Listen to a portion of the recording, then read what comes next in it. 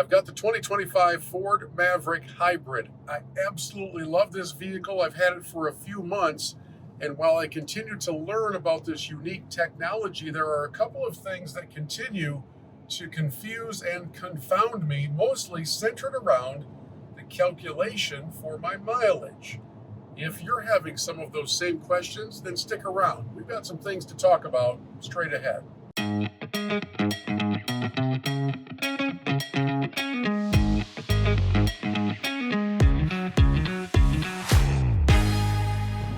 Hi friends, Bill here with Bill's Reviews and Tech Tips. It's good to have you along with us as we take a little ride in the 2025 Ford Maverick Hybrid. I've had this car now for about 5 months and absolutely love it.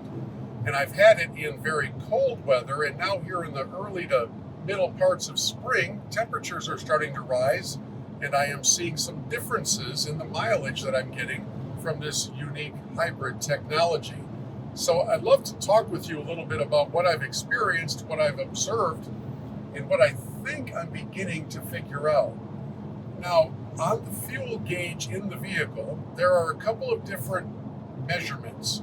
One is the traditional fuel gauge. It's got the full at the top, it's got the empty at the bottom, and it's got the little arrow that moves down as we go and indicates that we're getting closer to empty. That pattern of that little arrow never changes. It just goes from top to bottom. But there's a number at the bottom of my display that does fluctuate quite a bit. And this is the part that I would love to get your feedback on. So make sure you leave in the comments below what your experience has been if you have the Maverick Hybrid. Just 5 minutes ago, as I was on some relatively steady terrain, and I was going about 58 miles an hour, I saw my distance till empty, my miles till empty, go from about 280, all of a sudden it popped up to 305. Then I began going through some very hilly terrain, and that mileage would fluctuate when I would go uphill because the engine would kick into gear versus having the electric power moving the vehicle. And so if you look at the traditional fuel gauge on the far right, of course, the arrow is always moving down. But if you look at the miles till empty, there are times when that number will jump wildly in one direction or the other. And for me, it's a little bit confusing and disconcerting because I kind of like to know how many miles I have till I'm empty. I'm one of those guys who doesn't fill up at a half a tank. I wait till it gets down quite a ways. So a good example, when I got in my car this morning to leave from a conference that I was attending, it said 290 or 280 miles till empty. After about 10 minutes of driving at a very consistent speed in the mid-50s on flat terrain, I looked down and I saw that suddenly I had 305 miles till empty. I like that trend.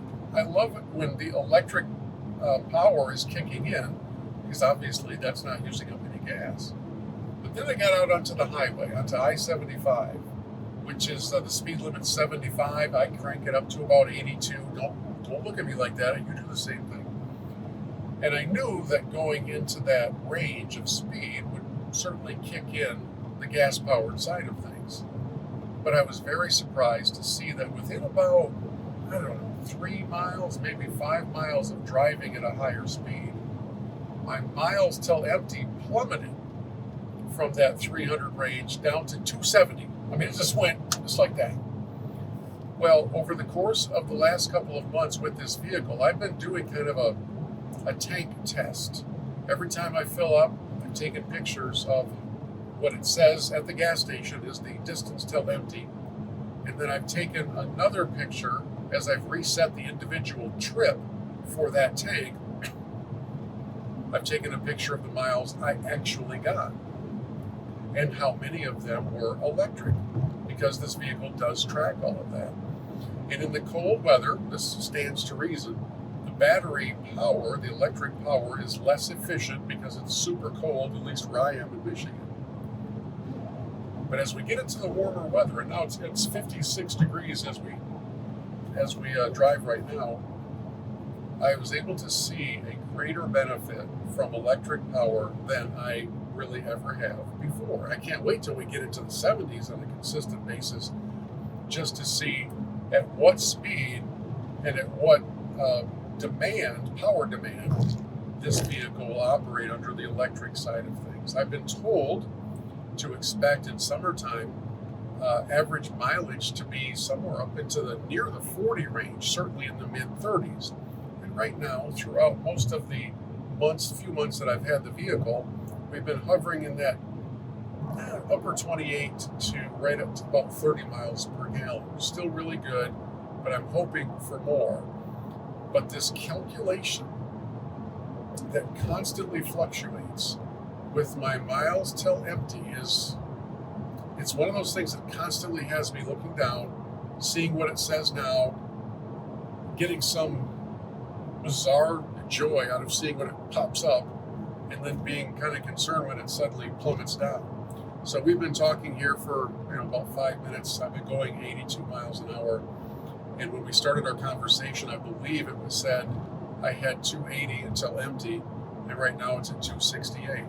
So this learning curve continues as this technology of this kind of seamless transition between gas-powered and electric-powered is in its infancy stages. Now, this truck was named the Truck of the Year by Motor Trend for good reason. It's really cool. The technology is wonderful.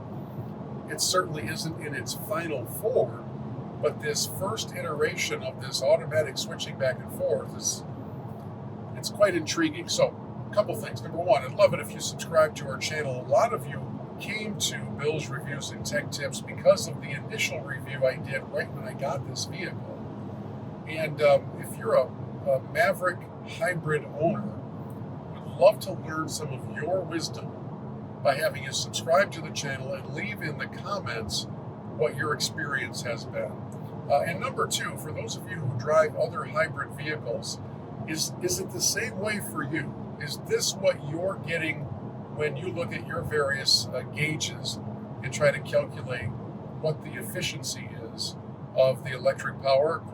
We'd love to hear from you in the comments below as well. By the way, here on the channel of Bill's Reviews and Tech Tips, we review everything. It's certainly not an automotive channel. We talk about everything from stuff around the house to golf things to gadgets and technology. So check out the rest of the channel. You might find something on there that would be beneficial to you. Please hit that subscribe button. We'll talk to you next time.